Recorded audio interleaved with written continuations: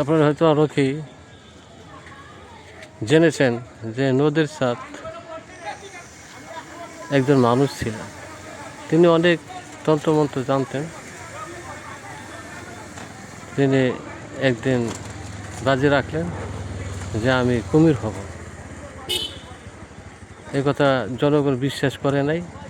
তো সবাই চ্যালেঞ্জ দিয়ে তিনি বলছিল যে আমি আপনাদের কুমির হয়ে দেখাবো। তবে একটা কথা, উনি কুমির হওয়ার আগে এক গ্লাস পানি তিনি পরে তার স্ত্রীর কাছে দিয়েছিলেন। বলছিল যে আমি যখন কুমির হয়ে যাব সাথে সাথে এই পানিটা আমার গায়ে ছিটিয়ে দিও, তা আমি কুমির থেকে মানুষ রূপে আবার রূপান্তরিত হয়ে যাব। কিন্তু ভাগ্যের নির্মম পরিহাস, কিন্তু তার স্ত্রী সেই পানি তাকে ছিটে দেয় নাই, ফলে সে কুমির হয়ে নদীতে চলে গেছিল। এই যে সে দেখতে পাচ্ছেন, সেই নদীর এক অংশ আপনাদের দেখাচ্ছি।